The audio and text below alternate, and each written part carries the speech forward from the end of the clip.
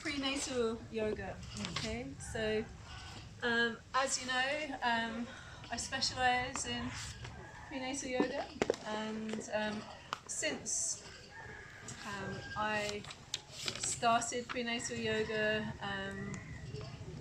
I have created my pregnancy yoga teacher training, and that also includes postnatal yoga. And it's actually been a really interesting journey, and I think my way of thinking of it has completely, radically changed over the last 4 or 5 years. I've taken, as a student, I started off my own journey, prenatal journey was when I was pregnant with Caesar. I decided, to become, the professional type A student, and I was like, right, I need to do prenatal yoga teacher training when I'm pregnant. It's the perfect combination of the two. So, and my trainer's name was Jodie Boone, and she was really big in. She was a doula. So, a doula is a not a medical professional, but a professional who supports you through the pregnancy, birth, and postnatal period. So she was also she was the kindest, most Bhuvaneshwari character, very a lovely, very lovely lady, very caring, very compassionate, and she was very much into natural birth, which I picked up on immediately, and I was like, oh, yes, this is what it's all about, and I subsequently realised I couldn't have a home birth in Dubai. I was like, that's a bit disappointing. So, managed how, still weaving through the process with, Dubai, and,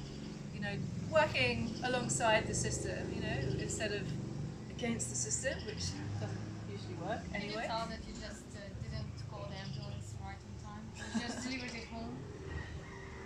Got close to that, I think, because I was anticipating I was anticipating a long labour. First time mothers, I was 30. I was close to 39 at the time, so it was like probably going to be a few days of hell, which it wasn't actually in my case. So I did a bit of a late manoeuvre to the hospital. But anyway, going back to my own journey, so I did another prenatal yoga teacher training when I was pregnant with Ananda, because I thought, well, that was good the first time round. I got a lot of attention, so I'll get more attention. Now this time I was like week 38, so that was, oh Joe, how are you? And I got all that lovely Bhuvaneshwari nourishment, all my, all the other ladies on my course giving me lots of attention. And I think I did attempt to do a handstand, which I regret slightly. It's just ego. The ego's always there, isn't it? So and then in recent years, so I had all the input from those two teachers, and then in recent years, after discovering the work with Uma, I chose first to do her Well Woman course, because I thought, well, I should know more than just pregnancy yoga. I should know about fertility yoga, I should know about menopause, and at the time I was quite scared about some of that, because I was kind of all stuck in this abundance thing, because pregnancy is all about abundance and manifest abundance, and it can be quite kind of on that sort of on the more the Bhuvaneshwari side than the Kali side, if you see what I mean. And then when I did that course, I realised I'd been missing, so I'd been kind of stuck in one aspect of womanhood, and I'd missed the big picture. I was like, oh my god, panic, and then suddenly, like the bigger picture kind of came through of the whole of a woman's life, from each different stage. So that happens. So now I kind of teach with that as, that's more the starting point for me. That comes into it more. So I've discovered a lot over the years, and I've changed my course as I've gone through, and also when I turned up in Uma's course, there was this guy there, and usually the guys who were at the training she led, they were like the fathers of a mother with a young baby, and they'd come to support and that kind of thing. But this man appeared to be completely different. So first of all, it was blindingly, my gaydar told me he was clearly not someone's husband looking after the baby and that type of couple, and I was like, oh, And then it turned out he's a part of our course. So, you know, even like these kind of concepts of limiting, like who can teach prenatal yoga, it's expanded hugely. It's basically anyone who wants to support women. That's really, doesn't really, you know, you certainly don't have to be a mother or a female even. So, you know, it's anyone who wants to be Bhuvaneshwari, ready to support other people. So that applies. And Jodie was a really good example. Jodie was like a woman who decided not to have kids, and you know, she didn't have she'd chosen clearly to do that, and you know, she was my first teacher, so good example. So I mean, you've seen how I teach a pregnancy class. So the feeling of a pregnancy class gives a woman, when they're pregnant, what they really need. So what kind of things did you pick up from in terms of the atmosphere, the buzz, of that type of class? How does it feel? Nurturing, supportive. You know, I find it amazing. I think there should be more It's prenatal still classes challenging. for still, people you know, who are I not don't want to make it pregnant. too easy, because you don't want, you know, you want to, Yeah, you know, have, like, physically you want to work be and fit. stretch. Yeah. You know, you don't want to. That's important to everybody these days. Also, you know, there's the connection with other mothers. There's, you know, everything in the class would be appropriate for any stage of pregnancy. So, like a prenatal yoga class is you know, it's a particular vibe that you just can't get elsewhere. You know, you see what I'm saying? So it's like, I just wanted to say a few things, because you know, what I'm going to do today is I'm going to give you the do's and don'ts of how to handle pregnancy. But if you kind of don't have this sort of speech from me now, you might come to think that that's what it's all about. And actually, no, it's like if you sort of immerse in a training of any kind, you know, it's about how to teach that style of yoga with that feeling, that content, that, you know, it's about really embodying that approach, as opposed to like telling people what to do and what not to do, which is what really applies to. But then again, I'm sure that many of you just want to go into your regular classes and feel like you know what you're doing and you're comfortable, you know what's wrong and you know what's wrong and right. So that's like that would be my intention now, is to offer you this information. Whereas my intention of the prenatal yoga course is to, you know, bring you into, you know, bring you into sort of Bhuvaneshwari's cave, you know, you know, and show you how to create and facilitate that type of experience for people, which is a really good experience, and highly recommended, of course. So when it comes to what you know, different yoga poses and different types of poses, it's not actually black and white. Okay, so and you know, for me, there are a few things which, you know, the community of prenatal yoga teachers really have you know, believe, you know, this at this stage in history, this is, no, you don't do this. It's just off the menu, you know. And it's also personal experience as well. So, you know, certain things are just inappropriate. You know, they just don't. But it's not black and white. There are some areas of praxis which depend on different factors. So, for example, I'm going to give you these cards, and it may be that you just say, well, here's one, lying on the abdomen. So it might be that you think, well, you know, so consider these two groups of people. So the first one is, the first one would be new to yoga pregnant women. And there are a lot of these ladies about because their doctors have told them, oh, you know, yoga's very good, and or even the women that they have a panic about their physical appearance, and they're concerned about weight gain and all those kind of things. So that's part of it.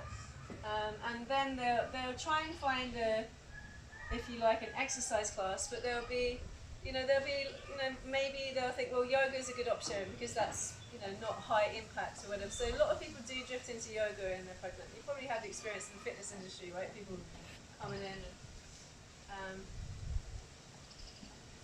Okay. And then you've got another group of mums. So you've got existing yoga practitioners, okay?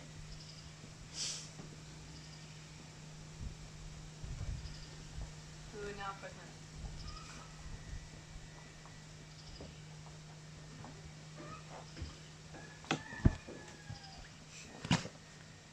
And then I guess you've got so pregnancy is usually divided into first, second and third trimesters. So the first trimester would be your 1 to 12, or some people say 13 weeks. And then the second trimester would be, I'm not good at numbers, 13 to what, 20? So 26. Yeah. 26 weeks. 27 depend. And then third trimester is 26 to 40 plus or minus weeks. Okay. So you can also consider consider trimesters, because that will make a difference to your answer in some cases. So, for example, lying down on your belly. First trimester is okay. New to yoga, pregnant mothers. I mean, what are the considerations? We say yes, no, maybe, depends. Probably can be in the first trimester, but just like very early, when the time that even she didn't know that she's pregnant. Right, yeah. So, it's often times, first trimester, it's there's going to be a period of time where a lot of people don't know they're pregnant. Yeah. Especially if they're not really into things like charting the menstrual cycle and, listening to the whispers of the womb and all. It might be not on the menu of their daily life. So lying on the abdomen, first trimester, we may not even notice they're pregnant, and for most women it's okay up until 12, 13 weeks when your baby is a little tiny being. But what about the second and third trimester? The belly start getting bigger. No more. Yeah. What about Yes. and is there a difference between the two groups, between the groups 1 and group 2? No. None. So it doesn't really matter if you're new to yoga or not. So yeah. So each topic is very different. Depends on a lot of factors. So you can discuss them in small groups. I've got 3 sets of the papers. So that'll be 4 in a group. Amazing mathematics there. So 1, 2, And 3, you can 4, go through 1 them group. and let's say, let's make sure. I will search every 4. Yeah. So can Right now. where we are with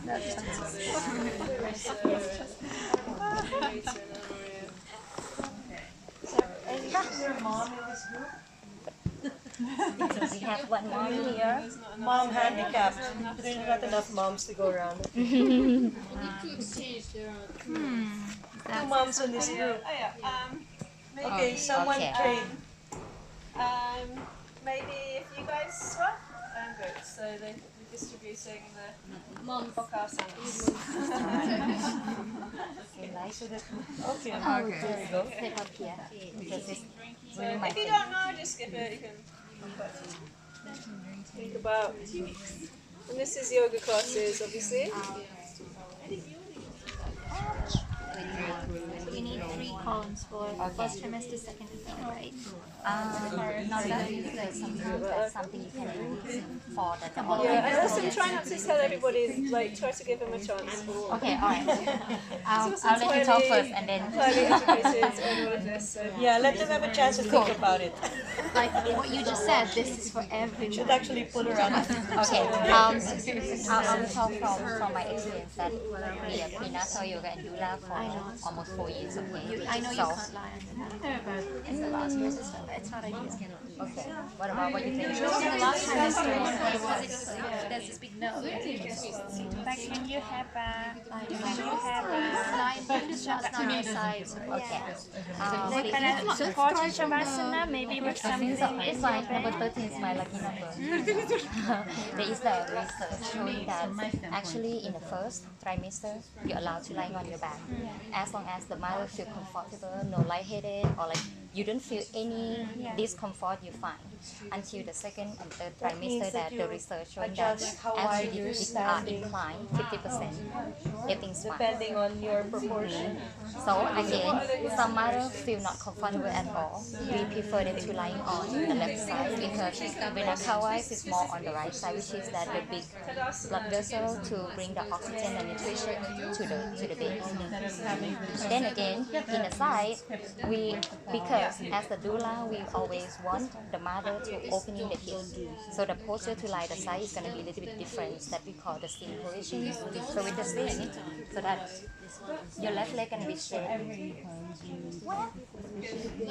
your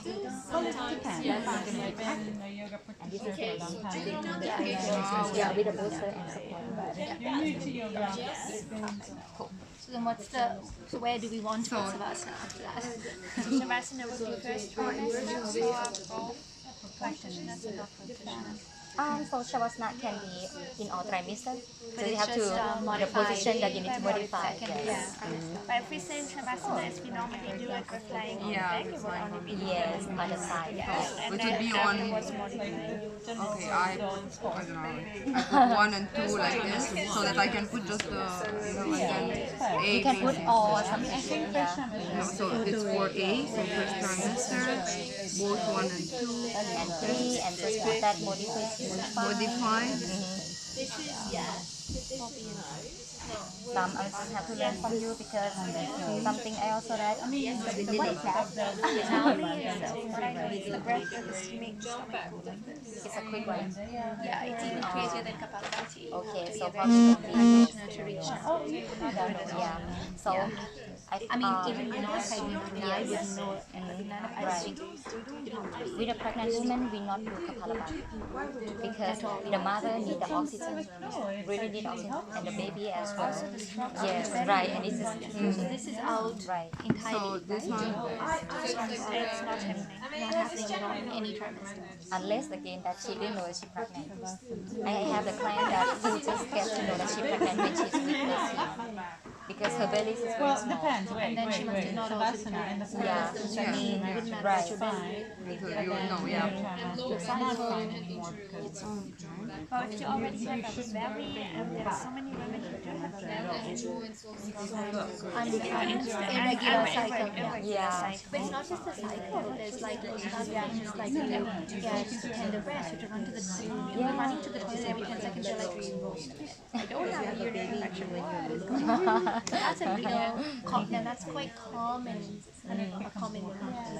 There's many giveaways basically. Is what I'm saying. Must be very busy, very distracted with other things going on. Or you just don't want to see it. So which one are we doing next? So we said this is one we want. No, yes. This one is in. Okay, so let me just all of these. Yeah, one said that Kriya is more like kiwi. Kriya Queen, we call her. Okay. Okay, so now we go back to the beginning. Yeah. Deep twist. What do you say about that? Okay. I have to be quiet first. Well, deep twist, I suppose only.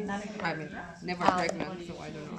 I was like early first. There is this one and this one. But so deep twists are not the gentle twists because we do those even in warm-ups. Right. But so we see that particularly says deep twists, not twists in general. So they're really like crunching. For me, I would potentially say not to do it anywhere at all because you're really trying to wring your ribs out. So for prenatal yoga, we do the opening twist. Pregnant women, you do Yeah, that. the opening twist, like more with this, or Yeah, but just they're not. but not deep twist. I haven't seen that. Anna Marie is always at the opening twist. Yeah. We've been together. From observation. That's good. That's good. Okay, so deep twist out. This is not about options. This Spinal twist or what are It's, spinal twists? you can do with the opening twist. If it's this one, right?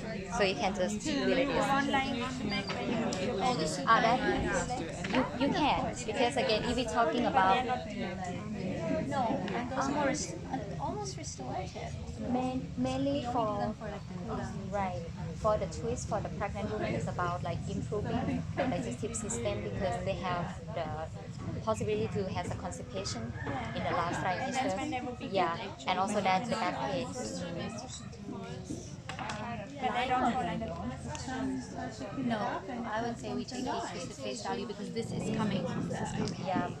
So lying on the abdomen. So like what she says exactly. First trimester. We did. What does this mean? Abdomen. I may add this one a little bit more. Oh, lying on the stomach. Well, I think 2 and 3 definitely not, but I don't know about 1. I personally think it's quite When you do the abdominals, it's talking about like the modify the Both. the both pose. Both, yeah. Oh, abdominals is both. Cool. I never go to the pregnant woman, but And I define do what you the guys core mean by pilates. deep. Because that is Since You we're are working on, Pilates also? yeah, because we're working more with the core strengthening. If you see the one that PV do it with against the pool or on the floor, the one that for the spinal injury, or anything about the size bending for that for the oblique, not for that the transverse. Yes. It should be fine. so too much is a problem. That's why when it comes to the But then the Ashantis are also notoriously hadn't even known lucid periods. So it's not. I do have a case of one of the girl. I didn't know her, but she got a problem because that her baby is not able to turn the head down because her ab muscles is really strong. Oh wow, how interesting. And again, anyway, she and her husband, because they have the Chinese root, they aim for the cesarean already because according to the fortune teller telling about the date and time. So that's why they didn't care if the baby gonna turn the head As down long or as not. there's no problem with the Yeah. Fortune tells us this is the way the baby should come, but the baby chooses Yeah. not. In Thailand, it's so popular about that. it's when More than 50% people go for the cesarean, not because of complications, mainly for that. Issues are covered because of these kind of beliefs. In the Western world, it's because women become so afraid of the concept of a baby coming out of such a big thing coming into small space. Right. That they find the strongest to make sure they 90% of my guidelines are voluntary C-sections. My sisters, everybody. I was in that case. I was on my dentist. Yeah, because the pelvis opens like so you can have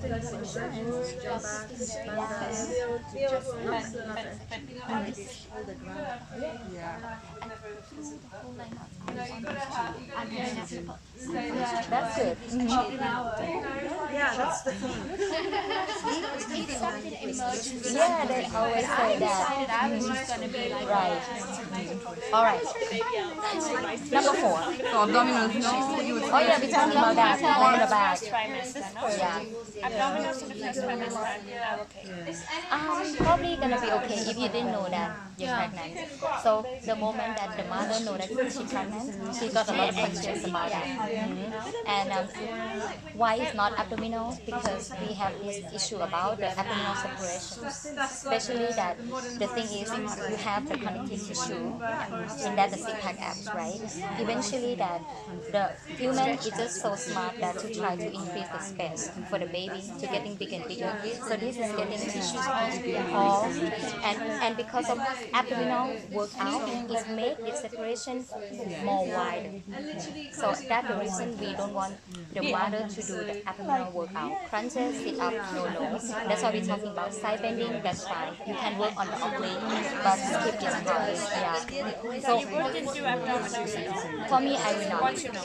Yes, once original. Only if you go for the prenatal Pilates or you work at the side bending, yes, that's fine. So it's a where it's modified abdominal, targeted rather than modified. And then if it's modified, it's only in the first trimester, or like All the the side way, bends can go all the way, yeah. Because one thing that yesterday actually we were talking about increasing the breathing space. Yeah. Anything that increasing that at the side, yes. Yeah. So you wouldn't want to do anything Right. there actually. Or even if it, I think even if you have a strong back. Yeah. The other thing to also bring up for the whole maybe what there's this what your body releases from Which one? That relaxing the hormone? relaxing hormone. Yeah. So even if you are ready to you can like you are pumped on a True. Right. Why it becomes so flexible? This is not the time to be having Oh, yeah. practice is not because it's really injure yourself without realizing it. So I've been also hearing this in the last 2-3 weeks. I think we're talking about this one, lying on the back. Now lying on the back. First trimester, that's somewhat fine. Second and third, modify, yes. Deep back bends. Okay, this is not even for me in non-pregnancy. So y'all can decide what y'all say. Back to what you said about the relaxing hormone. Their back is already become so flexible somehow, and this is what happened to the mother, right? So the curve is anterior tilt. yes, Anterior anterior tilt tilt. is exaggerated. So like mainly we just need to correct the Yeah, position. you need to come to the Yeah, anterior anyway. and this one would be gonna be too much for. Just from being pregnant or even anything from the shape, because of how heavy you keep getting here, it's your lower back is going to go for it. Right. So I definitely don't like anything in that direction. Unless like we modify, right? That one, that the cobra pose, or that I think the other one I forgot. Not now we're facing off. Cobra and abdomen. That one is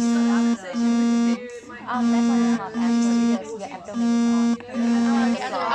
Up dog, yes. I mean that's like come down on up dog. Like I die. Anything is modified because you will not let your belly to be like touching yourself. Yes, you can as long as you don't on the come to the second one. She's already been practicing yoga for a while. Okay. So Then all the other muscles can This is a new to yoga. again being very new. Right. The other ones will not be. Yeah. Cool. So we said that's which one are we on? This one the deep back bend.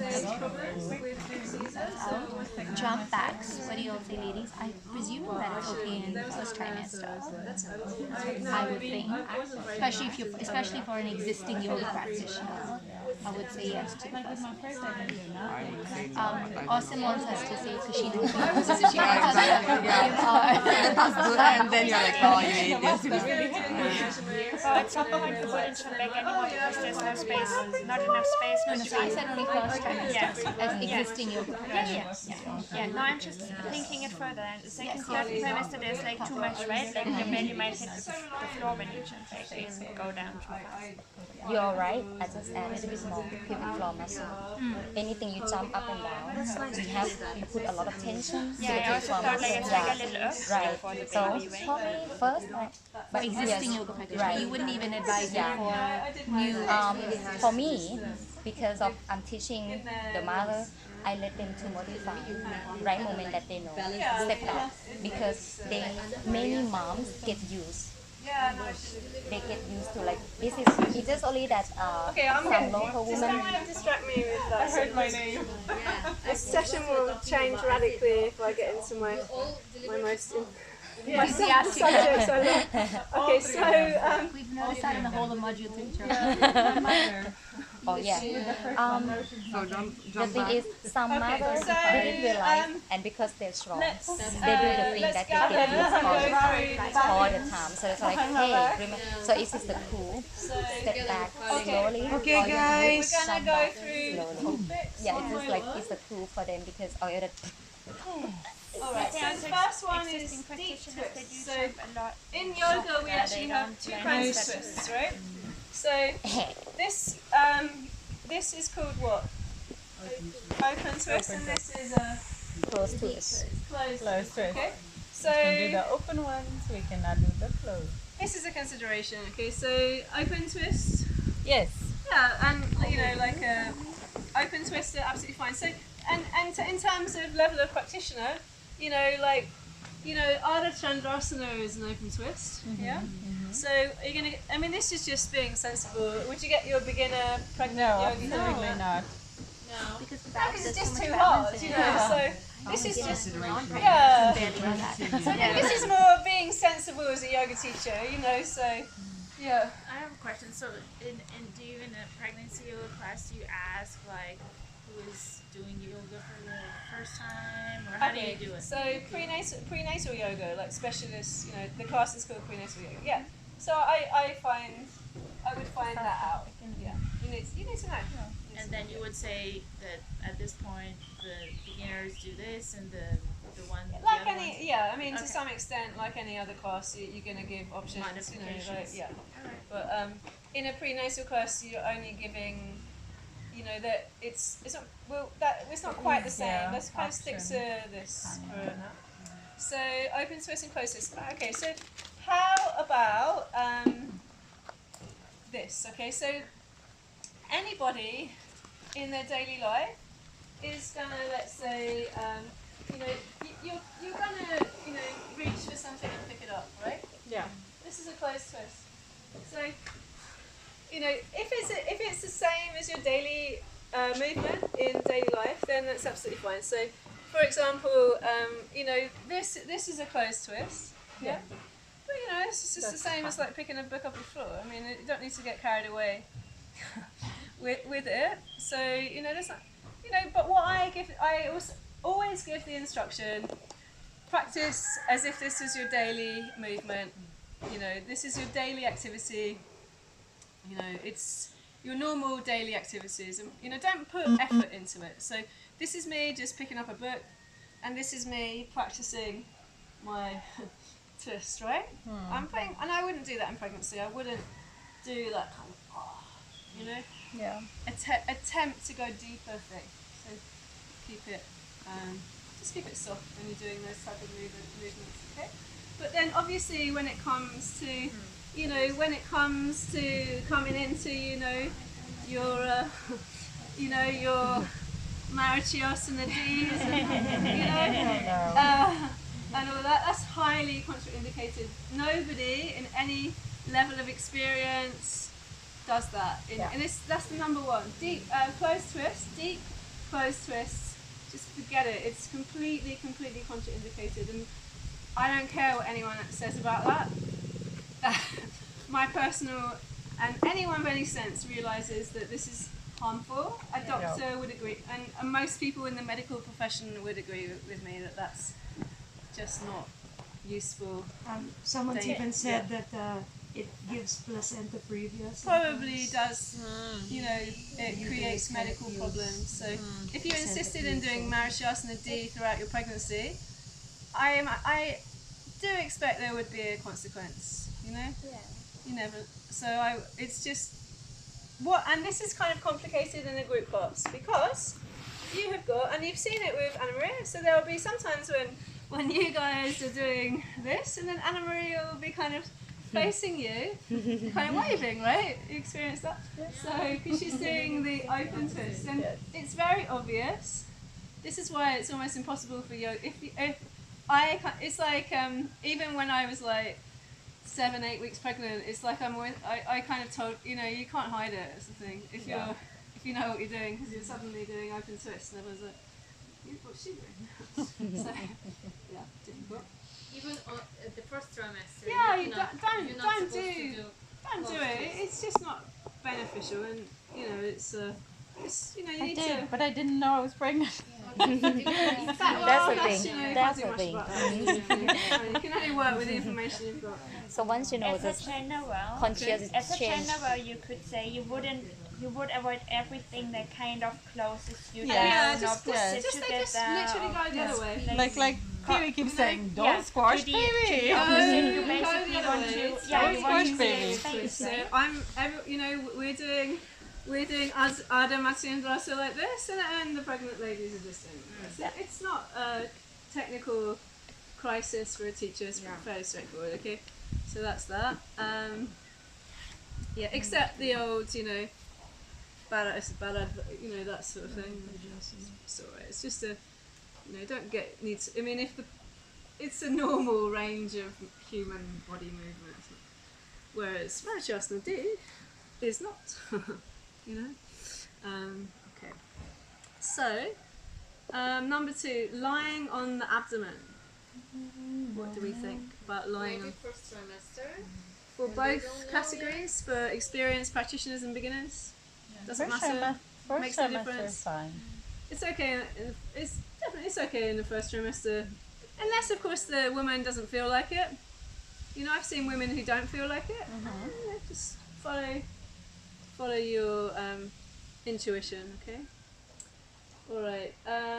Second, I would encourage people not to lie on their belly as of 13 weeks. You know, It doesn't feel good anymore. it doesn't feel. anyways. Believe me, it's very uncommon. Very uncommon. Some women, you know, do a kind of. I have seen this. You know, I don't teach it, but you know, like some women will, you know, they'll give them, they'll do a back bend like it's possible, but I'm not a fan of it. But you know, if they insist on doing that, then I wouldn't stop them. But Like for one little second, just the transition from yeah, knees, chest, chin to upward dog. we will talk about that in the bin. If I've I've got been doing it even Yeah, in the yes, second trimester. Yeah. Come back to that. Okay. All right. So number 3 is what? Abdominal. So in yoga, we've got stuff like you know, boat Yeah, pose. So what would you say? Like you recommended to me today, get on all fours and kind of work Okay. Yeah. So with abdominals in pregnancy is not recommended at all. So one of the reasons for that is many women will have a tendency for the separation of the rectus abdominis in pregnancy, and that's a natural process that just happens. And what tends to happen if you focus on actual rectus abdomini work is you make it worse. So it's just there are other ways of working with the core, and I would choose those as opposed to, you know, any kind of sit-up type action, which is just you know, it's just encouraging the separation of the abdominals and yoga. So i.e. in the group yoga classes, your women, you know, you're going to give them, you need to give them an alternative for that. So for when you guys did your abdominal section this morning with Pee Wee, I just had a word to Anne-Marie to do this one. And this is your kind of prenatal classic for abdominals. So it's like, you know, and if they want, they can, you know, they can hold it if they want, you know, to have a more intense practice. You can hold it longer, do more repetitions, and that's absolutely safe. And you know, I work more with Mula Bandha in pregnancy because, and this is from experience, when you can't access Uddiyana Bandha anymore, so navel in and up instruction is not relevant for pregnancy because, you know, you can't really do navel in and up. It's just impossible. So forget it. You have to work with gentle Mula Bandha, and if I actually in later pregnancy, I was really aware that was what was keeping me in the poses. You know, it's just stronger Mula Bandha. It just, you know, that's your true core, right? A lot of people call it the true core, don't they? The pelvic floor. So. You know, and do be aware. Let's say you happen to have a day where you're in your general yoga class, and you know suddenly there's like 3 pregnant women turned up and 6 non-pregnant clients, and you know I wouldn't in that situation I wouldn't overdo Uddiyana Bandha all the time because it's not relevant to them. So you might. I'm not saying never engage the core in a group class with a pregnant woman in it, but just be sensitive to like the fact that that instruction is not relevant to her. And part of the opening, we'll come back to it and combine it, but it's part of the chat, the pre-class chat you have with her at the beginning is, you know, Uddiyana Bandha. For you, when I say Uddiyana Bandha, you think of Mula Bandha. Okay? So you can have that talk with them so that you're encouraging that at the beginning of the class. Okay, so the next one, what is it? Number 4? Lying on the back. Lying on the back. Okay, so this is a big one. So First 2 trimesters is fine. I know a few of you must know about something called vena cava syndrome.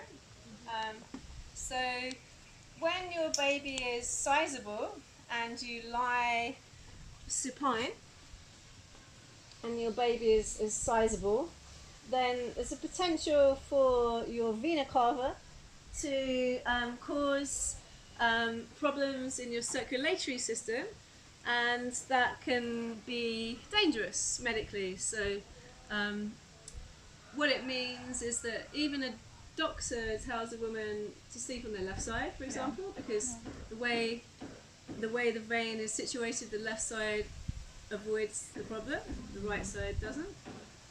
And so in yoga classes, we also, in prenatal yoga classes, I don't do any lying on the back at all, because you have a mixed trimester group usually. So in prenatal yoga classes, I generally get people to not lie on the back at all. Do you remember in the bridge pose? I just demonstrated how to get into the bridge pose. So I said, okay, this is what we're going to do. We're going to come, we're going to come into a floating bridge, and then when you get out of it, you do that. So that's actually Not cheating. lying on the back, yeah. It's cheating. Yeah. They have like the new research, like because it's been studied between like the Australia and US. So they've been talking now that the new research is really like last year that we're able to lying down as long as it's not flat on the floor. Like have to be like 15% inclined. Yeah. Okay. So the kind as of long body as that the thing. mother feel comfortable as well.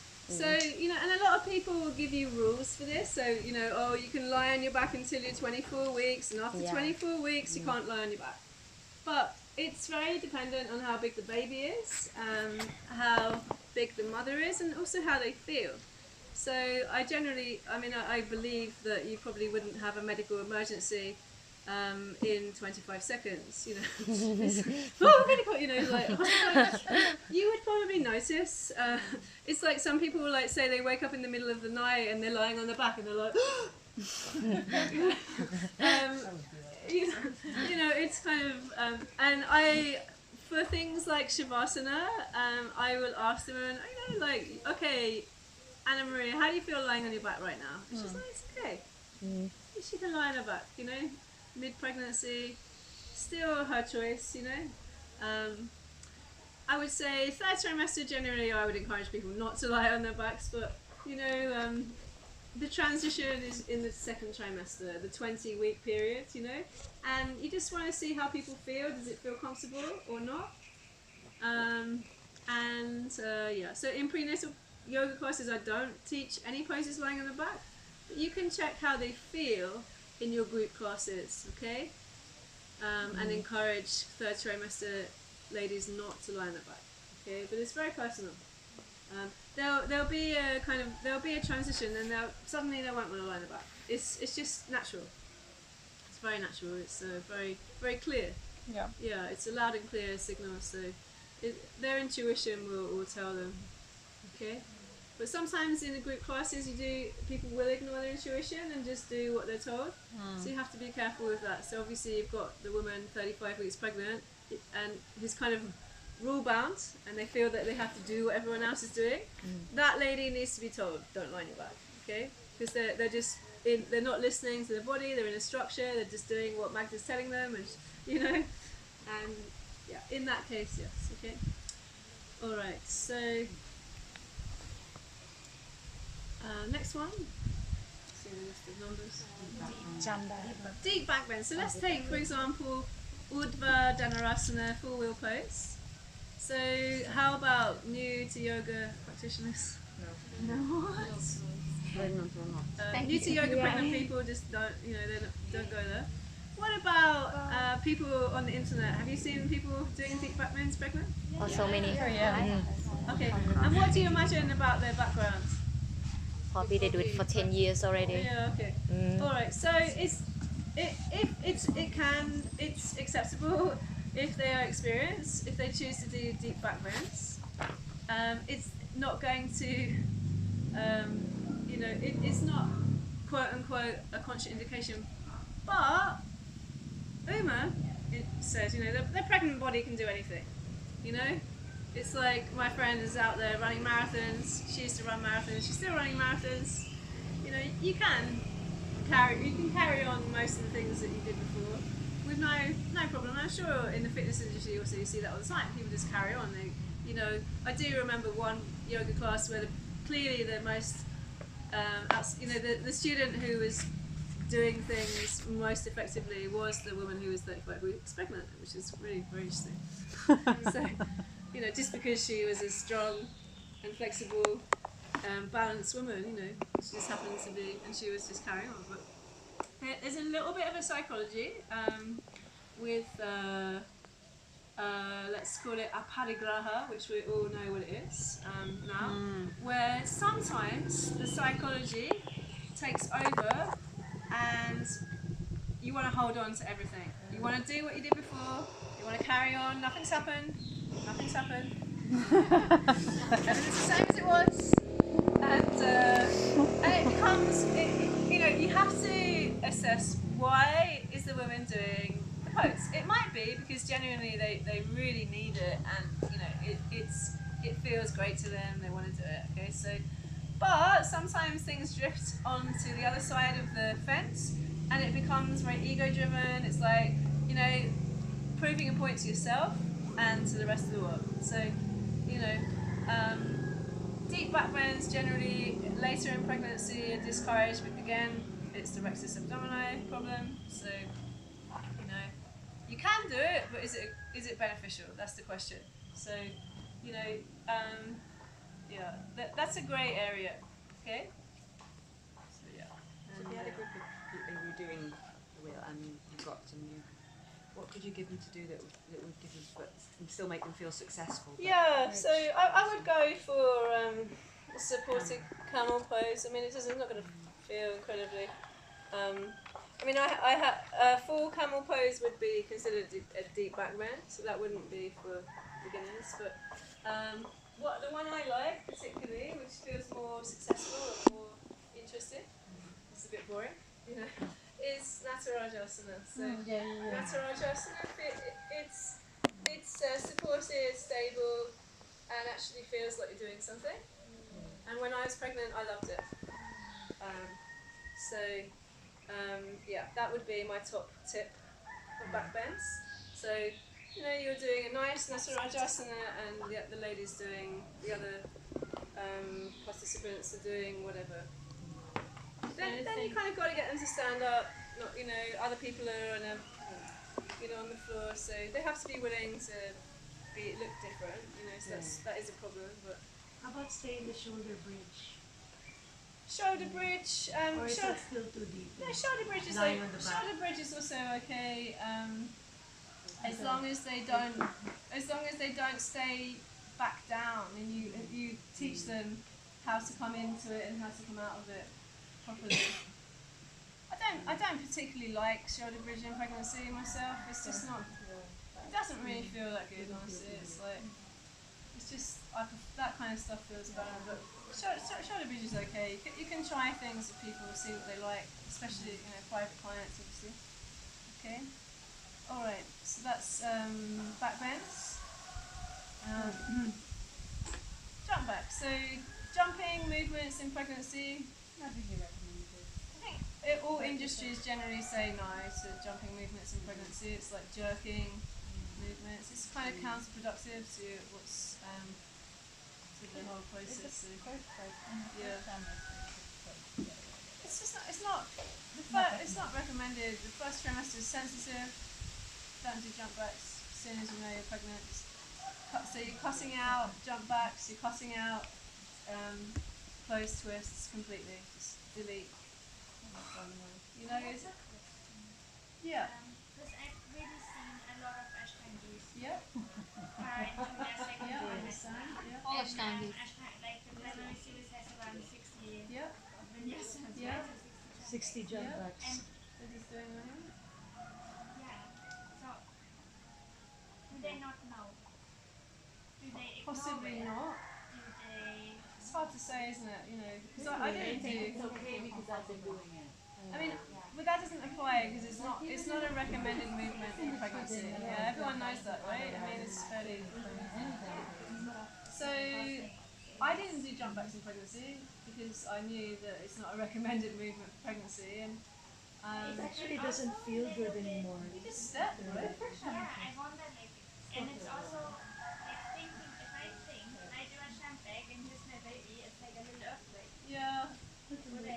I think it's more of an ego-driven thing, really. That you know, Yeah. like I had a teacher friend that was a very top level body combat instructor. Okay, this is not anymore yoga. She's a top level body combat. Like she kicks ass, okay, in body combat, and she got pregnant, but refused to let go of the flying Muay Thai high knees. And remember those old tracks of body combat where you're doing 5 in a row, and she's 7 months pregnant and doing 5 in a row Muay Thai high knees, and I'm like, can I just put this fan under you? Just in case something falls out. But you know, it's like the thing is, it's like you can do the You pregnant can, but body. why? You can do pretty much anything, you know. But why? But what? Yeah. So this is the. Help yourself, not I did plenty of. I honestly did plenty of Ashtanga in both pregnancies. It's probably more than I'm doing now. To be honest. It was absolutely fine in the Mysore environment. It's self-conscious, but then I guess I've learned, I've studied Vinyasa Yoga, so I've had it from the, many sources, and yeah, no.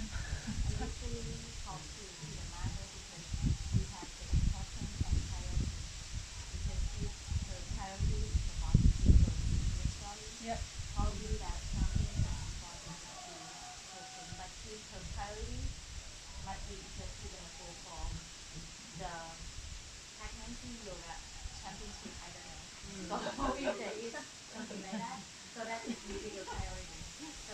Yeah, I mean, social media.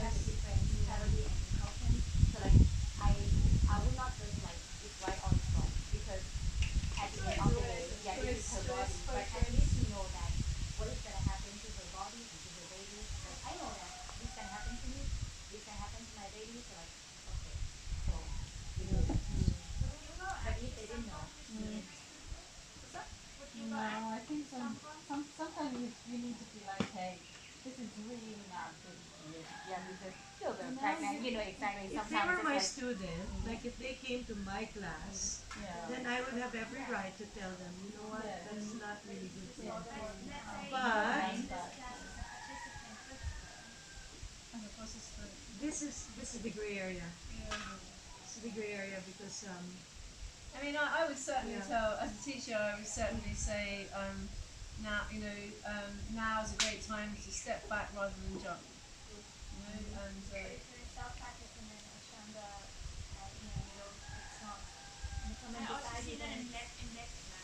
Lead classes. Yeah, I mean, the teacher does have responsibility to have a conversation about it. If the practitioner insists on doing it, then like anything else, it's like, it becomes personal choice, doesn't it? It's like, yeah. Okay, the next one is, see how it's just, you know what I was saying about you were expecting so much clarity, and now all you have got is like grey areas. There is clarity, there are rules. There is clarity. Okay, next one. Bandha. So, Mula Bandha is essential in pregnancy, and it's more important than any other time. But Okay, so there's a thing which is common to Pilates teachers and women who practice an aggressive Mula Bandha, as it's described. So this is when you're just like, it's just like your pelvic floor has turned into. Over gripping. It's called hypertonic, right? Hypertonic pelvic floor in the. So you're crushing the can instead of holding the rose. So if you've got the hypertonic pelvic floor, okay, and it's actually going to help you in your practice, right? Because you're supported and you can balance, which is bloody hard when you get used to carrying 8+ kilograms, whatever it is, and then you rely on it deeply. So, you could definitely do this in pregnancy if you're an experienced practitioner. But you definitely couldn't do it if you weren't using Mula Bandha. So, but what happens to you? Like, let's say you want to have a vaginal birth, and you kind of have to go the other way. So, birthing is the opposite to Mula Bandha. It's Apana. It's downward. That movement, okay? That movement, we all know what that movement is because we do it every time we go to excrete, right? It's the same movement, right? So what happens to many Pilates teachers, many yoga teachers, is they do all this natural birthing stuff and they come to have a natural birth in the right position, whatever, and it just doesn't, it's just like, they end up in an emergency cesarean because they've got a hypertonic pelvic floor. And it's a phenomenon. So it's almost like for some people, yoga does not help you have this beautiful natural birth that you'd anticipated and hoped for, because you're holding on for dear life. So but for me, just a kind of a solid Mula Bandha and learning the breath work and learning to doing the pelvic floor work, which we hopefully have time to do. Perfectly fine. So it has to be fairly intense to get to the stage where you can't have a baby. But it's like if you spend all day, every day doing that, then and your brain doesn't know the other activities. So then the breath work with pregnancy works in the pelvic floor, and it's equally important to engage as it is to release. And if you know both movements, you're all good, set to go. Okay. If you only know one movement, you kind of stop. And this is a genuine phenomenon. If you speak to, you would have thought that yoga teachers have an easier birth. That would seem natural, and because they're fit and they're flexible. And I was genuinely convinced that I couldn't have birth, wouldn't have a good birth because my knees are not on the floor. Because my external rotation is not so good. So I was like, I'm gonna have bad birth. But it's not nice to do that. So that's the deal. But you can't engage Uddiyana Bandha. You can't even feel it anymore. You don't really know the difference between the digestive system and your womb anymore. I remember I had really bad digestive cramps, and I wasn't sure if I was in labour. It's very confusing, right in the last stage, because it's all, in a new. Happens to people, they think they're in labour and actually they've got gas. Have you heard of that phenomenon? Okay. Next one. Nali Kriya. So, experienced practitioners, washing machine. No for anybody. Okay, as soon as you know you're pregnant, the moment you know you're pregnant, you do not do Nali Kriya, Agnisara Kriya. You just don't do it. You don't do it a bit gently. You just cut it. Okay, so cut. No. Agnisara is just another name for Nali. No, Agnisara is before you do Nali. It's you zero all your breath and pull this up, and then you flap the belly out and in. Nali is you make a wave. Pumping on a breath hold, basically. Do that. Okay. So overstretching. Okay, so you kind of know from I've already told you guys in the class I gave you a little instruction in your forward breath. 70%. Okay, so that's my, if you want to put a number, who knows what number you want to choose, but that's my number. So, due to relaxin hormone, you are not recommended to go to your capacity. So, this is one of your free chat moments. So, it's a very important instruction because, to be honest, every other class I've been to, you're kind of looking to improve, develop and improve and go deeper and find your edge and, it's all about finding, especially Islam. So pregnancy yoga, if you apply that attitude, it's just damaging. One of my graduates from my course, she told us all about her story, and she was told this by her teacher, and she was like, not so bothered by the information, and she said that she just cracked on with it, and she ended up with like severe ligament, I'm not sure which ligament, maybe some. But she said it took her about 2 years to recover from the damage she'd done to her ligaments through just like overstretching and deep movements. Same thing. Well, I mean, it's your 70%. So if your 100% is here, then 70 would be here for you. But then that's not my. It's not my 70%. It's your 70%, right? Right? Yeah. Mine. Do less. You're always doing less than your capacity. Okay. You were saying something during the class about that you get more. Should be your mantra, my dear. Yeah. So this is relaxing. Yeah.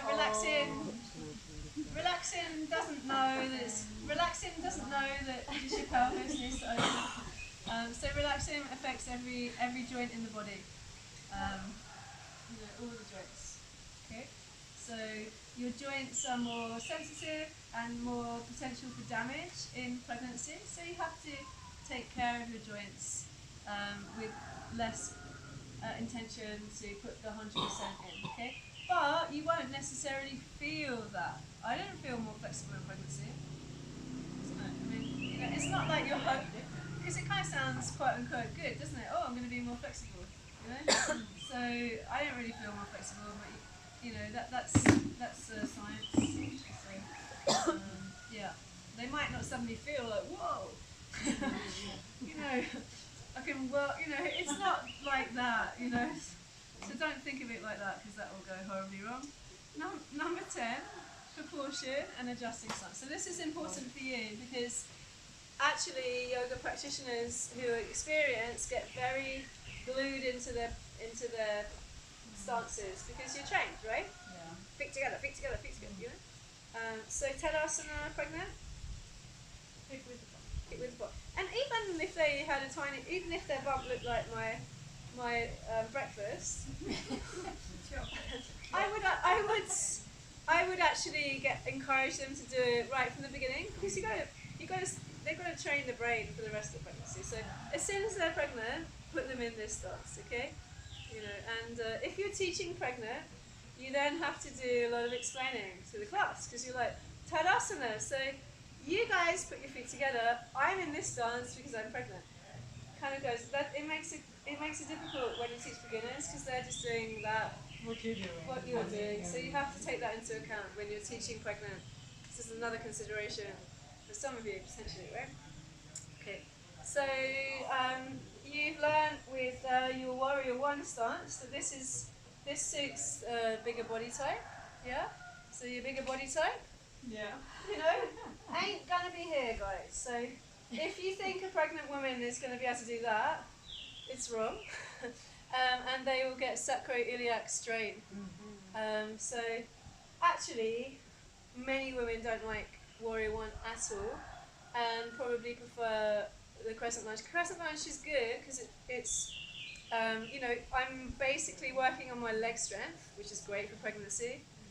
Sometimes say your legs are not pregnant, but that's that's just a joke, you know. That's a motivational joke, you know. So you know, you kind of, this is a much more supportive stance, and it's got no, it doesn't hurt your obviously, when it comes to the other orientation, it's not so, you know, this is not, you know, it's a sideways orientation. You won't have to modify in the same way, because it's, you know, it's be as big as you like, yeah? It's okay. Alright. Okay. General modifications. So, you know, let's say in my day-to-day practice, I practice Pars Vakanasana like this. Would I be doing it in pregnancy like this? No. Yeah. So generally speaking, you're not going to do your deepest version of the pose. So I would do this. I like that anyway, but so you know, I would do this in pregnancy myself. So you're not going to do the deepest version of your pose that you did generally. So back up. The hand on the floor. You know, maybe you add the. Okay.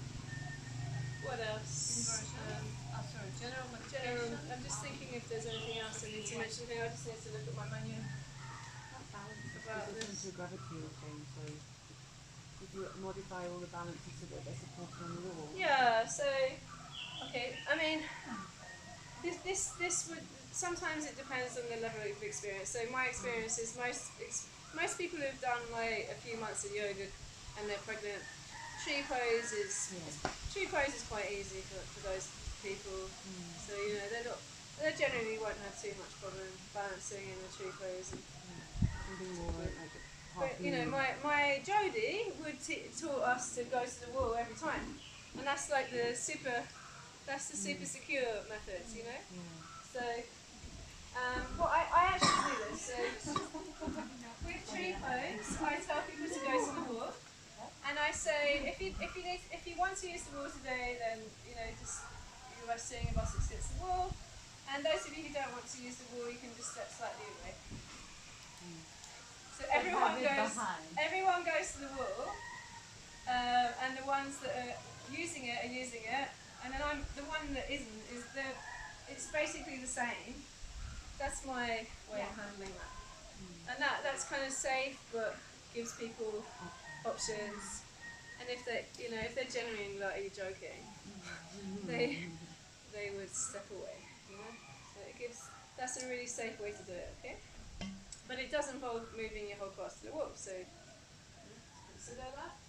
If you're one pregnant woman in the class, is you get the feel for her, right? If you know this is not even necessary, don't bother, you know. Just feel it, okay?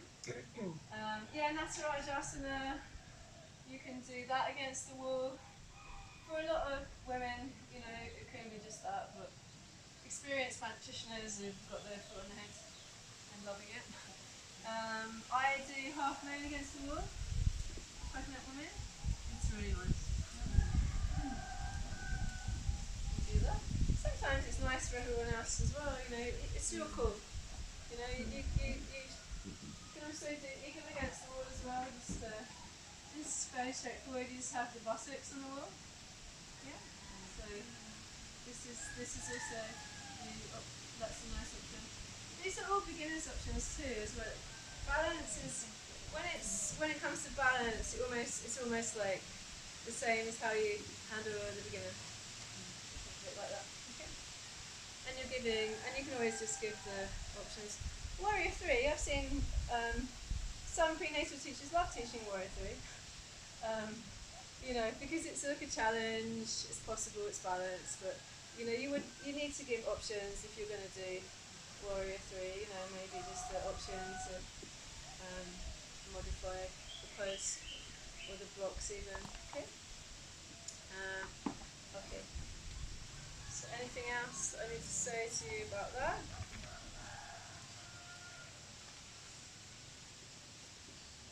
Yeah, so this is important. So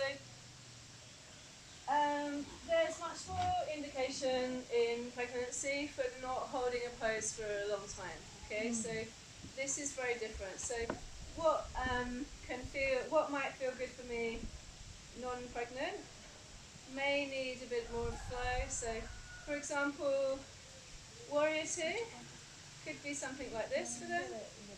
You know, with Warrior 2 with the legs and arms flow. You know? Something like that. Okay? Or it's not to say that holding the pose for 5 breaths is going to be a problem for pregnant women, but you know, oftentimes the flow feels good rather than the long holds. Okay, so it suits the flow suits the pregnant body much better. Some people say it suits the female body much better. You kind of see the Shiva rays and all these people and you know how asana has evolved in women's practice. Okay. Yeah.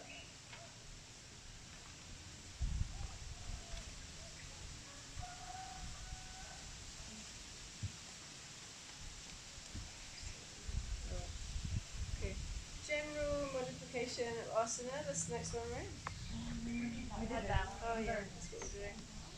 Inversions. Last thing I'm going to say about general modifications. If someone's tendency is to low iron levels, they will be getting dizzy much easier. So one way of handling that is to drop the arms out of the pose. So for example, things like this. So and also looking up. So sometimes I wouldn't look up you know, I would, instead of doing that, you know, I would be just looking straight forward, because the looking up can spin you quite a lot. So you know, you have to. This is if they've said that they get dizzy, they're feeling dizzy. Okay. Yeah. Don't look. You know, if that can be a problem. You know, Keep the arms lower than the heart. Yeah. So, for example, if you're doing a pose like that, you know, you might just have them do the legs and not the arms. It's perfectly fine. And you know, a classic prenatal thing is, you know, you place the hands on the belly instead of lifting them in the pose. Okay. So you just do half of the pose. Okay. If you're dizzy, honestly, that's more than enough to do the lower body part of it. Okay. Alright, the one everybody wants to know about, inversions. So, inversions, the point really is the two different categories of experience. So, any woman with no yoga experience never ever discovers inversions during pregnancy, right? You don't teach inversions to pregnant women with no yoga experience. You just teach them. It's a no-brainer. You just don't do it. Okay. Legs at the wall is fine. My experience with legs at the wall pose is that it's okay until about week 25, and then people just don't like it anymore. Why? It feels like compression, you know. You're on your back. You're lying flat on your back. But the modification for pregnancy is to use a bolster. Apart from the fact, you've got to remember, you know, you're bigger, and to be fair, you've probably seen people with bigger body types having a nightmare with this as well, right? Yeah. You know, your larger body types coming in, and you're just sitting there and going, right, put your legs on the wall, and they're like, it's the same, it's just the same thing, and you know, and they're struggling. It's the same thing in pregnancy. Okay, but you just show them with the bolster, and you know, you get them to, you know, I've got something to lean on them. They're like, they're struggling. But it's possible to get there. They get there eventually. You do a bit of that, and their hips are raised. But I promise you, after about 25 weeks, most 70–80% of people were like, nah, and it just doesn't feel good. So that's also safe for if they can get up there. You might have to give them a bit of a, you know, show them very carefully how they're getting up there. But for non-experienced mums, it's kind of like the same as handling a lady with a bigger body type. It's the same type of teaching technique they're going to take care of them in that way. Okay. Okay, so. Awesome. They don't have much research about pregnant women being the inversion, but they found out that they have one research talking about when they turn the computer on the traction for the fetal release upside down, found out that the blood pressure is get higher. So that is maybe that if that pregnant woman has a problem with the high blood pressure, maybe not good for them to do the inversion. Hypertension. And a lot of people do have that in the modern world. It's a massive issue, you know. When you go into your regular checkup in pregnancy, they always do blood pressure. It's a part of the medical world, and I know so many people who have that problem. And you've clearly seen experienced practitioners doing all kinds of inversions online, no doubt, right? So it's again, for me, it's a little bit of an ego thing, you know. It's like, oh, I can still do it, you know. I'm still in the game, that kind of thing, you know. My personal experience of shoulder stand was it just felt like someone was choking me after about week 20. So yeah, it felt really bad. Headstand, handstand actually feels better than the shoulder stand with a bigger body for me. But even then, it felt with the blood pressure, kind of feel, is this really good for me? Get that, you know, you get that feeling that no, your body is saying no. So that was my first experience. My body was kind of saying no to both of those. I saw in an iron bar class once, but she was a practitioner and she was doing, I think it was headstand, but they put the two chairs and it was really supported, so they did it like that with all the furniture. Yeah. So, I mean, if let's say there's a very experienced practitioner in your group class and they're pregnant and they're insisting on doing inversions, then you can't run up to them and say, no, you know, this is dangerous, you know. They have let them just do it against the wall, and you know, it's their own choice, you know. It's like, and people in their self-practice will carry on doing whatever feels right for them and right for the ego, you know. But yeah, and you know, like back in 1994, you know, like Janet Velasquez, she's quite a senior teacher who published early prenatal yoga, one of the earlier prenatal yoga books, and she was like, you know, I got this quote, "This is a very strong and invigorating pose. It can be done in pregnancy if you're used to doing it regularly and know how to do it correctly." So that's what she wrote, and she had a whole chapter where she included inversions. So yeah, not generally a great, and my feeling very strongly is in the month before birth, don't do it because the body is preparing for birth, and that is apana. Okay, so why are you going the other way? Okay. That's also when the baby is supposed to turn, right? Maybe you're gonna confuse. Yeah, but why that's the, Wait a minute, I thought I was going the right way. By week 34, they've not got much room. They're kind of already in a position. They're going to be usually. Although if your baby is in the wrong, if your baby is in the breech position, at that point, it's probably quite a good idea to do. A lot of people do handstands in the swimming pool to turn. You've been to the workshop? Yeah. So handstands in the swimming pool. This is all part of. This is a specialist area about turning babies. It's a whole workshop. How to get babies to turn. Spinning babies. Get confused, so if you get in the pool and do a headstand in the pool, they are thinking they're the wrong way about, and that's why they're showing. Maybe that's why Joanne Darby went into a handstand for 10 minutes. You'd like to think so. You'd like to think so, but apparently her birth was fine.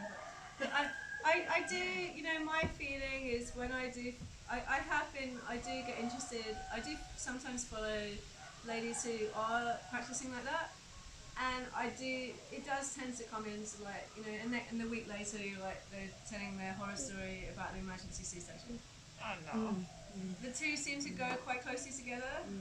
I mean, I may be wrong, but that seems to be what I'm observing out there. you know, because it's like there's this kind of resistance, you know. There's gotta let go, you know. It's not, if you want to do headstand, when would be the best time to do it? Week 39 of pregnancy? No, it's not. So get over it. When I teach like private classes in week 38, 39, we don't even stand up, let alone do a freaking headstand. Okay. Eating, drinking, overheating, and leaving the room. So, what's your thoughts on that? Yeah, absolutely. So encourage it. This is one of your things in the pre-talk. So you say drinking, and this is quite important in a Ashtanga environment where we're very military about do not drink water. You will cool your fire. Your tapas will be eradicated. The whole practice will be for nothing if you sip water. It's great. Mia takes my bottle away because in the beginning I was slow because I can have it after class, but she will put it away so it's not even in my way. Right. Well, I remember going, and then when I used to go into lead primary, I'd be like, I have some water. Yeah. So no, I mean, it is kind of important when you go into those practices because not in the yoga class, you know. There's something, I'm not actually encouraging people to eat in the yoga class, but again, we're kind of like, you know, my Ashtanga teachers used to tell me, you know, like basically you shouldn't have any food in your system for at least 8 hours. So it means you don't eat after 6 p.m. You go to bed, you wake up, and you do your practice. And it kind of works especially if you're doing a primary series and you're forward bending, you know. But when it comes to pregnancy, it just doesn't work like that. You know, you maybe want to eat banana, you know, half an hour before. You know, it's like, especially if you've got dizziness and all this stuff. I had that, so you know, you've got to be much more flexible with food and not apply those strict rules because it's not quite. Unfortunately, I never seem to have left that. Whereas before pregnancy, I was very good. But I did my, you know, anyway, it's another story. I have a friend and she fainted in her first trimester all the time just because of blood pressure drop. So she didn't have to have food next to her, literally next to her because she didn't. The sometimes she didn't see coming. Yeah. And when you look at like the anatomy and physiology of birth, which is like, you know, in my course it's 10 hours, so I haven't got time for that, but you know, it's like you suddenly realise, oh my god, there's so much going on. You know, like this kind of stuff is so important. Okay, Bikram yoga. Hell no. No. You're hard anyway. You can regulate your body temperature to some extent. The baby cannot. Okay, the baby cannot regulate body temperature, so it's a problem. You cook baby. Walking on the street in Dubai in summer? No, it's also a problem. It's also dangerous. Same, Yeah, I used to because I used to walk in. I didn't ever drive a car, so I used to find myself walking around Dubai half the time. But when I was pregnant, I gave myself more slack on taxis. You know, get a taxi like 2 minutes down the road. And you kind of need people to know that they can leave the room because obviously, especially in the third trimester, there's like a lot of pressure on the bladder. You need to go to pee more often. Maybe you're not in that stage, Anna Marie, are you really? I'm getting there. You're getting there already. You've noticed, you know, it's a nice Anna Marie in and out and out. But for pregnant women, you know, getting through an hour and a half can sometimes be quite a long time. They need to go through the toilet. And that's kind of frowned on in yoga, right? So leaving and coming back. So you need to normalise that for them. Forward bends. So forward bends. What's the effects on physiological effects of forward bends? You're contracting your abs. How about the nervous system? Calming. Okay, cooling, calming. So cooling, calming, pregnancy. Good. Yeah. Right. So all you need to do is modify, so it's appropriate. So, for example, remember we modified Janu Shasana like that? Yeah. And Really good. what you need to do is think for them, it's more about coming forward than it is about coming down. Okay, so this would be perfect for a pregnant body. You could do this up until the late stage, and then this is almost one of the best poses for, especially for an experienced practitioner. You've got external rotation, you've got lateral flexion, you've got loads of stuff going on. So Parivrita, Jani Shishasana, so all forward bending can also be supported. So you can put, I sometimes just do, put a bolster there and you just do a very subtle forward bend. But you don't have to avoid forward bends. It's just not. To be honest, I did quite a lot. I didn't really feel. That's very practice. That's self-practice practitioner. Forward bends are okay. Modify. Just accommodate the belly. Just be sensible. And then the last one is Shavasana. Okay, so we mentioned Shavasana. So up until like week 20, whatever, then lying on your back for most people probably feels okay. But for pregnancy, I suggest you offer them a side-lying Shavasana, which looks like this. So also, if you I just need a pillow as well. So it's the left side. Yeah. And I would put the bolster like this. So you're squeezing it in between your legs, and then you can have the pillow here, and it looks like this. Okay. So this is your pregnancy Shavasana option on the left side. All right. If they've got a tiny baby, it's no big deal for them to do Shavasana on their back when they're in the first trimester. It's fine. You can always. It's quite nice to add a little. If they were pregnant, I'd probably just add a little bolster just for that, just for comfort. And then. It's sometimes nice to direct them to place their hands on the baby. You'll see, that's natural. You often don't have to tell people to do that, they'll do it anyway. Let's do it. Okay? So that's that. Okay, so just to recap and finish, so the when the pregnant lady comes into your class, so hi, how are you? Oh, I'm pregnant. Oh, Anna Maria. Hi, Anna Maria, how are you? You're coming to Vinyasa Flow. Welcome. Tell me a bit about your yoga. I've been practicing for the last 3 years. Okay, wow. Okay, great. And is it your first pregnancy? No, 4th. Oh, you're 4th. Oh my God, I'm a super mom. And, okay, so okay, have you ever practiced yoga in the pregnancies? Up until, did you practice yoga in the previous 3 pregnancies or not? Previous two, okay.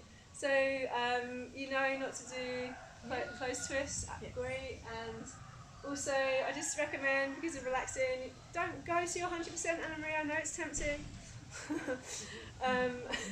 Just go, try to go to a 70%, just take it easy. And anytime you want to drink, leave the room, absolutely fine, don't worry. And also just remember when I give the instruction for Uddiyana Bandha, just think about engaging your Mula Bandha, so keep that will really help you, so don't forget that. Okay. So you have some kind of a little chat, and ask them, it's quite lengthy, right? It's quite a long chat, but you kind of need to know, they understand open twist and closed twist. So you might need to simplify it. So okay, so when we do this pose, try it. Can you do this one? Yeah. So just give them clear instructions. Okay. If you do see them doing the thing that they're not supposed to do, you need to go over and correct it. Okay. Simple. All right. But with that information, do you feel absolutely confident to handle your classes? Yeah. And you don't need to be worried. I know what happened to me. Suddenly it's like I just trained to be a yoga teacher, pregnant person. Oh, what am I going to do? And then of course what happens occasionally is they're like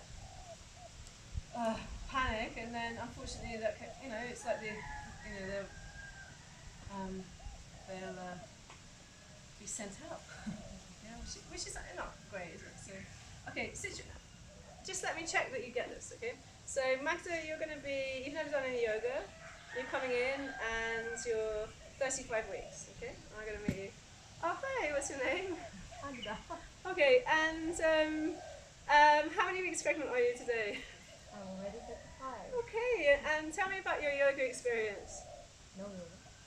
Okay, so You want me to do or not? so you know what? What I'm going to recommend for you. So this studio's got loads of really good classes. So one of the best teachers here is called Anna Maria, and at 6 o'clock she's got prenatal yoga, and that's going to suit you so much better. So you'll be able to connect to the other women in the class. All of the poses will be, you won't have to do any modifications. You can just follow her instructions, and that's going to suit you so much better. This class probably not right now. So if you just go and, the receptionist can just help you with the timetable. But that's going to be definitely better for you. Okay. So that's the chat you have. Not like, okay. The alternative is you're saying, no, sorry, you can't come. That's happened. Sorry, this class isn't for pregnant women, I'm afraid, Magda. You obviously don't know what you're doing, so no, this is an advanced class, my dear. I've had male yoga teachers kick out pregnant women from the class. No, I'm afraid this is an intermediate class, darling. Intermediate Ashtanga class. So please be nice to people. And they might never go to yoga again, right? They might never go to yoga. Walk out. Leave in tears. Okay. Do not have new beginner pregnant women join your Vinyasa Flow classes, please. Not good. Okay. Done.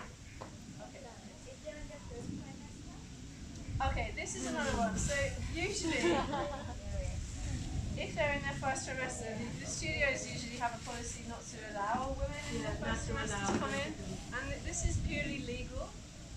There's nothing in any literature to say that anything in a yoga class could, okay, close twist. But even then, it is legal because medically they say it's a very sensitive time. It's a legal problem. Yeah. The thing is, from a legal perspective, like, if the woman attends, that they attend a yoga class and the next day they have a loss, the two things can get easily, who knows what happens, so the two things will just go together like that. So, I mean, I think, fair enough, most studios have that policy for their own protection, so, yeah. I talk quite a lot about this kind of stuff on the prenatal course. It's quite an extensive part of the course, so. So what we'll all discuss now, the first trimester, we can just Bye. Bye-bye. First trimester is like, okay, private classes, Yoga Nidra, Okay. yeah, just relax. Even for the ones who already do yoga? No, I think for those who Also, already Legally before getting pregnant this time, I was doing like lots of gym and all of that, but once I got pregnant, my body was like, I didn't feel like doing it. Like I went from Probably they don't even want. hours to It's like what happens to people in the first trimester can be my like, body was like, no. sick in the morning. yeah. So but the general advice for people is not to do a self practice, a gentle self practice. If you can manage. What's beneficial is what's really beneficial is restorative yoga and yoga nidra. That's the beneficial. Maybe some kids have like the IVF mom, so the doctor allow after week 20. What's IVF? In Britain. How does that? Like she's not able to get pregnant easily, so the doctor has said after week 20 she allows you. So usually it comes like this one as long as they got the green light from the doctor. Something. Yeah, and then if someone comes up to you with some kind of complication of pregnancy, then at that point you need to refer them to the doctor. Okay, so A quick one, pelvic girdle pain. A quick one, pelvic girdle pain means you need to avoid external rotation. So anything, and this is kind of contradictory because a lot of like the Iyengar model of prenatal yoga is like hip openers, which isn't actually my model, but it is the Mayo model is like open everyone. And then with that kind of severe pain, it's actually, you don't need to do that. You don't need to do any opening. Okay? So what's the time now? It's Getting late. quite late. 12:40. Okay. So any other questions about? I mean, this is I guess this is a. I just want to add. Yes, please. Because I do have that the mother with the breast baby. So one thing that, especially in the last trimester, so like after the week 34, somehow if the baby is not turned the head down yet, we not recommend them to do a squat. Because we say that's squat because we say like because that is more like facilitate the baby to turn the head down, but the head is not turned down yet. It's gonna be that the butt down. So we try not to encourage them to do that. Yeah. So it's that usually would more like something like modify that would Yeah, no, that's really important. You know, it's part of my course. You know, how to handle women who have breech babies, what poses to avoid, and those kind of things. No, because if the baby, you know, if you want the baby to turn, like wedging them into like a deeper version of the wrong position, you know, if you're in this kind of position, it just enhances whatever the position the baby's in. So they go deeper into the wrong position. So whereas this is great for my woman who's got a baby in the optimal fetal position, this is perfect to be in all these squats and everything. But if the baby's in the wrong position, you just don't want to do them at all. So, but this is like additional layers, you know, when you have complications of pregnancy, when you have baby in the wrong position, this is all like beyond the scope of what you know what we can do right now. But it's a good point. It's you know, it's very important. But that's more probably for private lesson because not everyone comes into the lesson and says, "Oh, my baby still hasn't turned." So This is why the pregnancy yoga environment is quite important. There is some that researcher that at the right point at that time, like 18 pregnant women and just only her, and there is so that I got a breast baby and not this squat. Like she know herself. Like, okay, that's they should learn. And really, what they really need to be doing at that point is the baby in a hammock concept, which is basically this stuff. So that's your 5 minutes of that every day. That's the number one antidote to, you know, from the yoga point of view. But yoga in general will encourage a woman to be, you know, to be fit and healthy, and their baby to be in the optimal fetal positioning, because you know you're not in a sedentary lifestyle anymore, and so you know there's 101 reasons why women want to do yoga during pregnancy. You know, the mental landscape changes radically. You know. But I would encourage, just the last thing to say, if a woman's coming to your regular classes, you know, and as they kind of, especially if they're very fit, I would, you know, don't discourage them in any way, it's absolutely fine, but as they kind of get towards like mid-pregnancy and late pregnancy, at least encourage them to attend some prenatal yoga classes, because they'll get information that they won't get from the general class, even if they're like, you know, really physically driven and fitness driven. You know, but just at least alongside do a little bit of prenatal yoga, and eventually they might shift more in that direction, or not. But at least they have the input of that community-based, you know. Because the thing is, I feel that some women just basically just by going to like the fitting into regular classes, that they just modifying, and it's not really embracing the moment. You know, I mean, you can't really embrace. I mean, you can't have a conversation about it. I mean, to be honest, it's really the topic of pregnancy and birth is extremely boring and irrelevant for some people, because it's like, I mean, personally, I had zero interest in this topic until I was actually at that stage and I was avoided it. So, you know, you're not going to have those conversations, get those connections, get the feeling, and certainly you won't get any connections to your baby. in a regular class. It's a little bit important.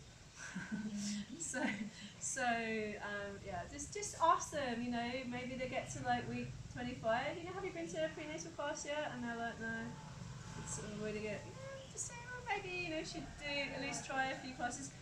It's a bit, sometimes what I do find in like, let's say if they're like week 12 and they go to a prenatal class, it can be a bit like, oh, I just did some shoulder rotations and shavasana and went home. What was that? My friend was like that. She was really annoyed about it. Do you know what I mean? It's like, yeah, shoulder rotations, cat-cow. Like, you know, and different people teach in different ways, you know. So some people are like really, you know, it's like really stuff. I try to keep a little bit more dynamic in because I know what people want, you know.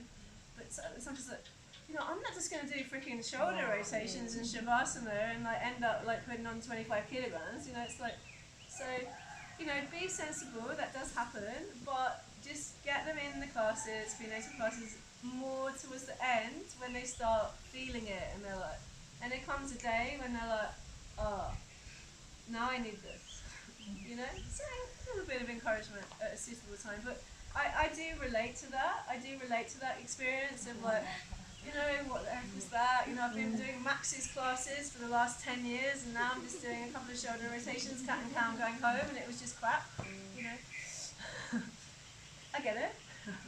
So, but, you know, and you know, a lot of women are in the stage where they, you know, they have like 2 minutes off work and, you know, in Dubai, you know, whatever, 4 weeks or whatever crazy thing, and so they'll push it and they'll stay in work up until like, you know, until week 39.5, and then they'll plan, oh well, I've got 5 days from Monday to Friday, I'm going to do my shopping, get my stuff, I'm going to do, and then I'm going to get private classes with Awesome, and I'll learn the breathing technique for birth. That one. What is it again? What's the breathing technique for birth again? Quickly, you know? I've got much time. I've got 10 minutes. What is it? How do I, you know, like, it's like, I just want to tick that off the box, you know? What natural, can you tell me how to have a natural birth? And they'll come in and, I've seen women like that. They come in at week 39 and they're like, prenatal yoga. And I'm like, it's like, oh my god. So, no, but the point, I know this is kind of crazy, but the point I'm trying to make is, basically, preparation for natural birth, okay? 9 months is better, but, you know, at least, like, you need to get your head around it. And the problem is, if it's great to have, you know, you booked in your 4 weeks and you're going to have your baby, but, you know, really, for yourself, you want to invest in that build-up, and you want to throw money at that period of time. Throw all the money you've got. Because, you know, basically what you can do for yourself in terms of preparation and getting all the right people in on the scene and preparing, it's going to pay off in a massive way. So the best thing you can do for yourself is to give yourself a better recovery, and maybe you could actually go back to work more quickly if you've prepared. So actually, it's a false economy. You know, false economy. You know, they need 4 weeks, absolute minimum, to get into the space. You know, it's like, you know, it's it's just an urban thing that women want to go right up until the end. No, don't do that. So really recommend that people like try to start kind of get into that space and get the right approach. You know, you probably agree with me. Like, the longer you can get to. You really have to prepare before you get pregnant. True enough, you know. Which is where we go. We rewind menstruality consciousness, cyclical awareness. This is the foundation for a good pregnancy, actually. So, which I didn't really have, but somehow I made it. But I made it because I spent hours and hours in prenatal yoga, listening to all those women tell me all the great advice. I had Jodie giving me all this natural birth. I'd read everything going from Ina May and watched every video under the sun. I'd been to Martine Nates, who's the acupuncturist extraordinaire in Dubai, and you know, done every possible, like opening the service treatment going, you know. I went to osteopath, you know, I did everything, and you kind of, it paid off, clearly.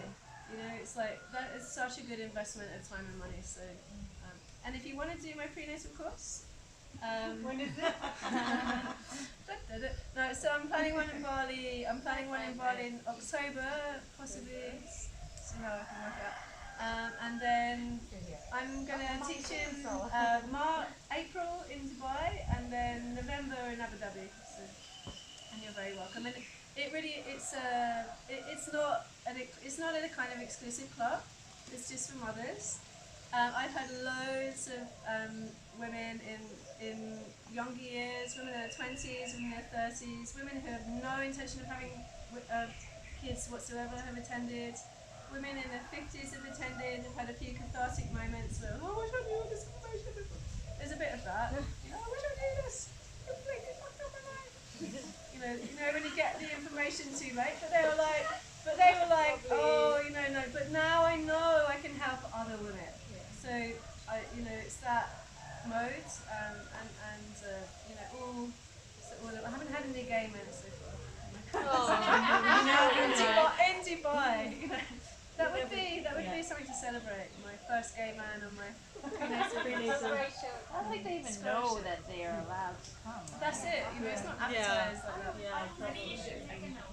Maybe you need to. Oh my God! Then the police will be waiting outside for a man to walk into the course. But you know, if you think about it, you teach yoga to people who have conditions that you've not had, I presume. You know, like not all of us have had spinal hernias and the rest of it, and you can still teach someone.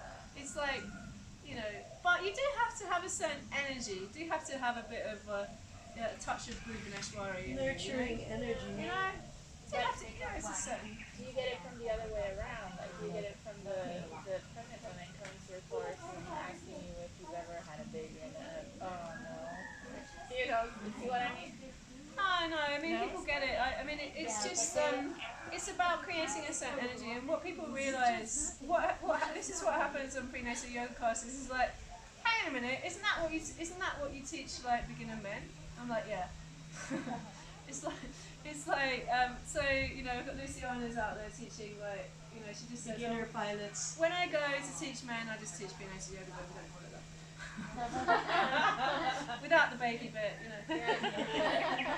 But it's like a softer, more gentle, more nurturing approach to yoga, and you know, it's definitely because men have no pain tolerance. And the other thing is, if you kind of like, as you get into teaching yoga, you might not want to teach 5 power yoga classes a day, right? Do you know what I mean? It's like a lot of people do it to have like because it's relaxed. It's quite teaching. It's quite nice and relaxing and smiley, and you know, and it's like also this is the other secret. Like I get like I find that it's like a personal sadhana. You know, it's like I feel once you plug into all that life, you're like, it's amazing. It's like a really big spiritual high. It's my, you know, it's kind of like value for money. But that's my personal thing. You know? Pregnant women are kind of plugged in. You can extract all their cities' powers. And what about postpartum? Yeah, I mean, I don't want to rush this because it's important, but we'll come back to it. Okay. We'll probably cover it tomorrow. Yeah, we'll get it done. Discuss it. Okay. But, you know what to do. It's just important. 2 hours of this for me is just I think I was depressed after my first child. Namasta hit me. Yeah, Chinnamasta. Okay, so put the stuff back in the envelope and have lunch now. Okay, keep everything because we are. Yeah. Yeah. I should stay after birth. Hi, Angie, that's an awesome idea. Let's go for it. Anything you need from me, tell me. I'll do it right away. Have some time. The first newsletter is going to be about all of the It's dedicated Yours? to the Amazon. Yours?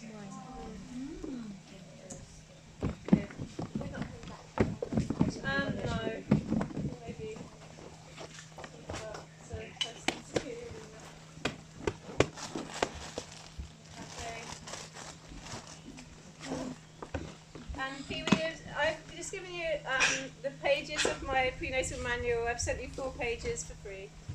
It's on the it's on the WhatsApp. Just Oh, download it. it's just like a the summary section of on what the it do's is, and don'ts of pregnancy. Not the whole manual. Okay, it's so you have that there. Yeah. Of course, yeah. No, I think it's kind of nice to have the opportunity, really. Probably need a bit of that. Oh, okay, I understand. Yeah, and I think it's probably a good call. Give everyone a bit of a breather. I just realised how overloaded. Yeah, no, I can't even. We just want to give you guys a little bit of headspace, you know. I think for everyone who hasn't been in Bali as long, they sort of wake up in the dark, finish with half an hour of sunlight, and then. I know. I don't want to go over on there. Although it's valuable, we want to have some fun too. It's one of those ones. For the rest of us who've had 30 glorious days, we're almost at it. Yeah.